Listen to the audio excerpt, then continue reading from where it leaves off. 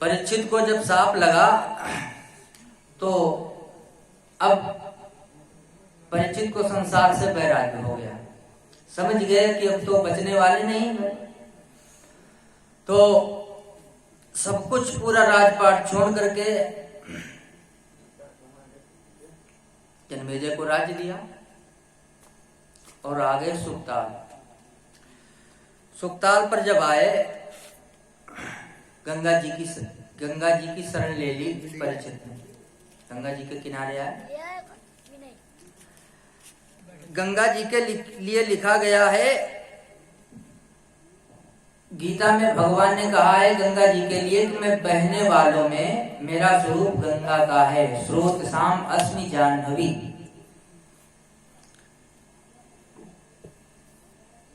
और हर मरण धर्मा को गंगा जी का सेवन करना ही चाहिए। यावै लसत श्री तुलसी विमरस कृष्णांग अधिकाम्बुनेत्री पुनाति लोकानुभयत्र शेषान कस्ताम न सेवेत मरिष्यमाणः। प्राय जो मरिष्यमाण व्यक्ति है यानी मरण धर्मा है, वो क्यों न सेवे गंगा जी को। भगवान नारायण के चरणों का धोवन है गंगा जी ना।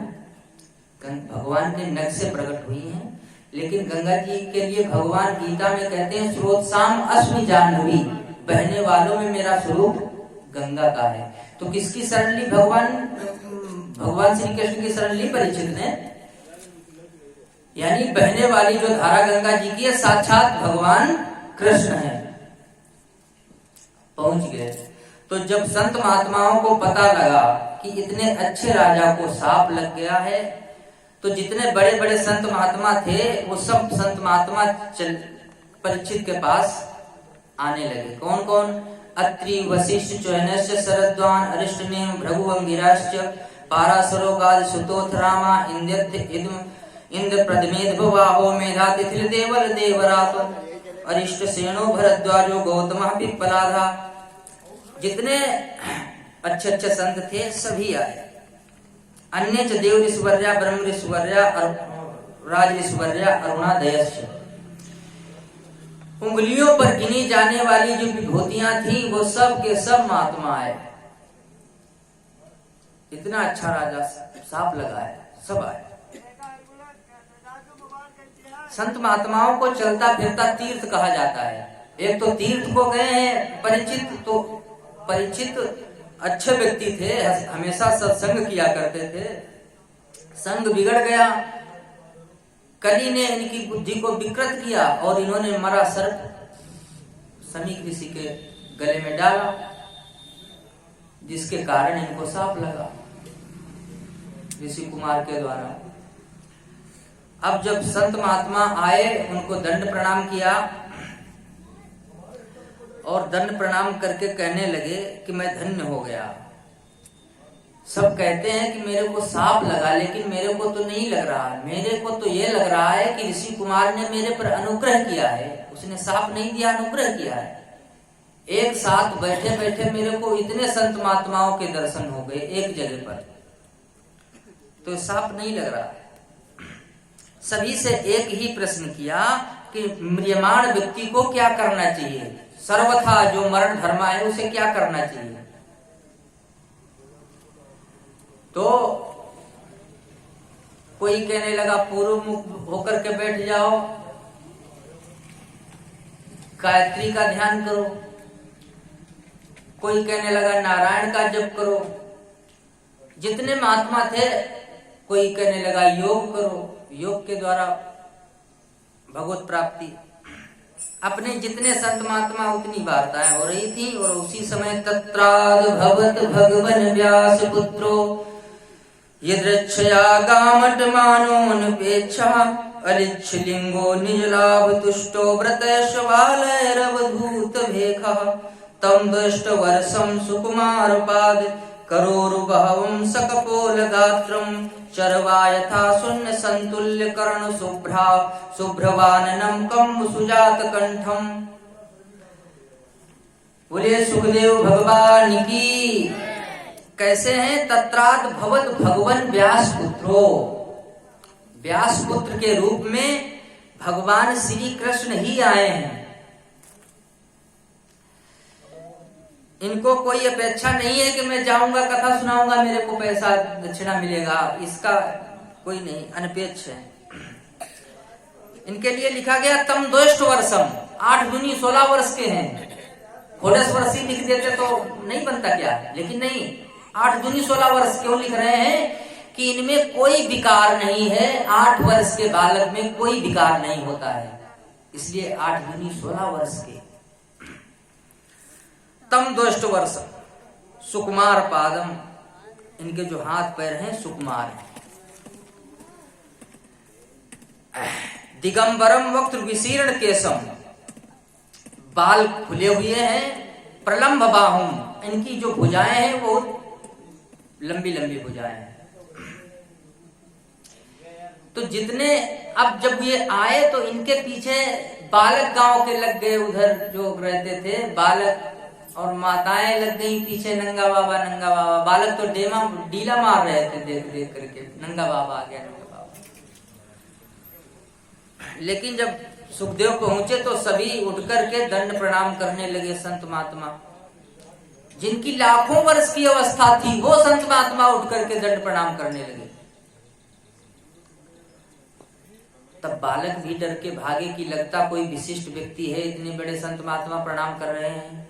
परीक्षित ने दंड प्रणाम किया, उसके बाद में प्रश्न किया, श्री सुखदेव बाबा की पूजा करके प्रश्न किया, क्या? एसाम संस्मरणात् पुंसाम सद्या शुद्धयन्ति वैग्रहा,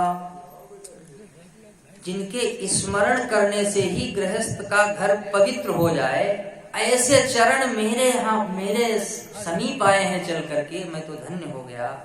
प्रभो मैं आपसे एक ही बात पूछना चाहता हूँ, क्या? अतः पृच्छामि संसिद्धिं योगिनां परमं गुरुं पुरुषस्यं यत् कार्यं म्रियमाणस्य सर्वथा। मैं आपसे ये पूछना चाहता हूँ कि मरण धर्मा मनुष्य को क्या करना चाहिए, किसका स्मरण करे, किसका जप करे, उसका कर्तव्य क्या है? मरण धर्मा मनुष्य, ये प्रश्न सार्वभौम किया परीक्षित ने। परीक्षित अकेले मरण धर्मा नहीं है, मरण धर्मा पूरा संसार है। जो आया है वो जाएगा, और ये 7 दिन में मरने का जो साप लगा है, तो आप समझ लीजिए हम आप सभी परीक्षित हैं। 7 दिन ही तो है, रविवार से तो दिन 7, वहां पर भी डसेगा क्या? तक्षक। हम लोगों को भी डसता क्या है? काल। काल ब्याल मुख ग्रास त्रास निर्णास हेतुवे। भागवत की कथा है, काहे के लिए? जी की जो काल का भय है वो भाग जाए। देखो ये जो वो होता है, गरुड़ होता है, गरुड़ सर्प को खा जाता है। भागवत में जो श्लोक हैं वो गारुड़ मंत्र हैं। इनका जब उच्चारण होता है तो काल ब्याल पलायन कर जाता है। बोलो राधे राधे।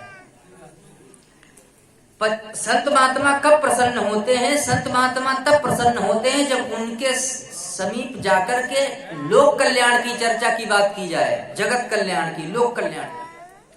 तो परीक्षित ने प्रश्न किया, महाराज म्रियमाण मनुष्य को क्या करना चाहिए? म्रियमाण कोई अकेले परीक्षित नहीं है, पूरा जगत म्रियमाण है। तो गदगद हो गए श्री सुखदेव बाबा, और सुखदेव जी बोल पड़े, वरीयानेश ते प्रश्न कृतो लोकहितं नृप आत्मविद सम्मतः पुंसां श्रोतव्यादिशया परः। आत्मविद सम्मतः पुंसां श्रोतव्यादिशया परः। ये जो तुम्हारा प्रश्न है, देखो जो आप खाकर के आए होंगे उसी की डकार आएगी, या तुम्हारा जैसा चरित्र है, आपकी चरित्र से आपका चरित्र आपकी वाणी से ही निकलेगा। तो पहला वाक्य क्या निकला?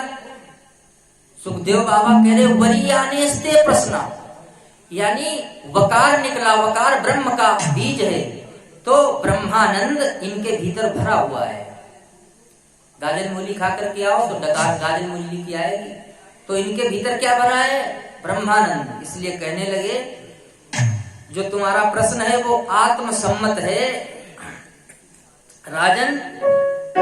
संसार में कोई जीव आत्म कल्याण की बात करता ही नहीं, क्योंकि निंद्रिया हियते नक्तम व्यावसेन च वावया।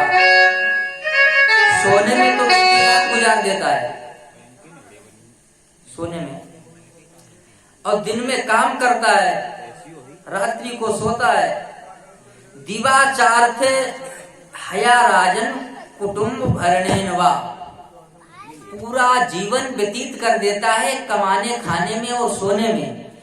कभी वो यही नहीं सोचता है कि हमारा कल्याण कैसे हो, हम म्रियमाण व्यक्ति हैं, हमारा मरण कैसे सुधरे, अपने बारे में कभी बात नहीं करता।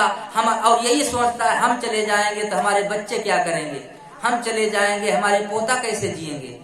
अरे भाई, जैसे आप रहे ऐसे आपके बेटे रहेंगे, क्योंकि आपके पोता भी आराम से रहेंगे, बेटे भी रहेंगे, क्योंकि आपके भी पिता चले गए, बाबा चले गए।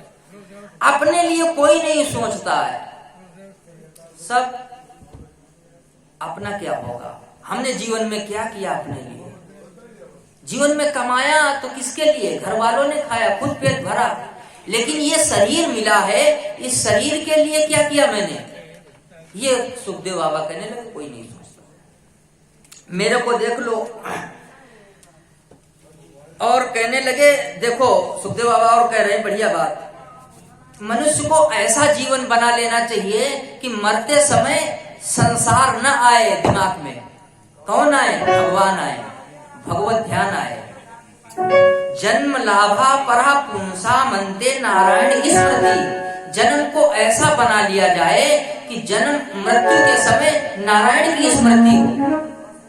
देखो, जब फोटो खिंचवाते हो तो अगर मुस्कुरा दी तो मुस्कुराती फोटो आएगी, मुंह पिचका दिया तो मुंह पिचकी फोटो आएगी ना, तो संभल करके मुस्कुराते हो फोटो खिंचवाते ना।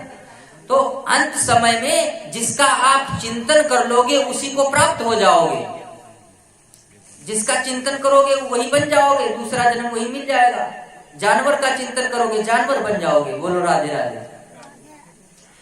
तो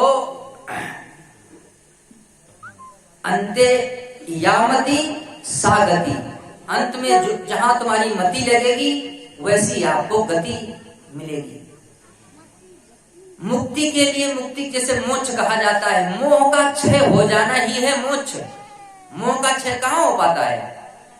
मरते समय जिसकी आकांक्षा, जिसका जीवन रहे और आकांक्षाएं उसकी समाप्त हो जाएं, समझ लो जीते जी मुक्त हो गया, कोई इच्छा नहीं रह गई। जब तक इच्छा है आवागमन लगा रहेगा, इच्छाएं समाप्त, आवागमन समाप्त। और तुम्हारा जीवन मृत्यु का समय है और आकांक्षाएं बहुत हैं, अभी ये होता वो होता, तो तुमको आना पड़ेगा। बोलो राधे राधे।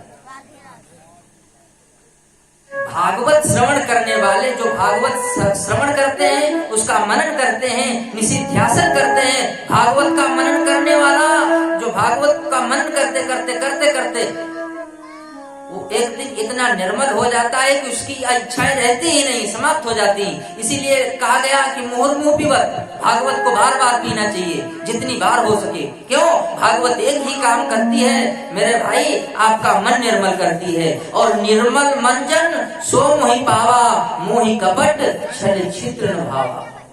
मन को निर्मल, ये वो धारा है जो मन को पवित्र करती है। गंगा की वो धारा है जो त्रैताप को नष्ट करती है, बाहरी ताप को। गंगा जी में ये सामर्थ्य नहीं है कोई आपके मन को पवित्र कर देगी, नहीं कर पाएंगी। लेकिन भागवती धारा जीव के मन को पवित्र कर देती है। और मेरे भाई, जिसका मन पवित्र हो गया उसका काम बन गया। बोलो राधे राधे।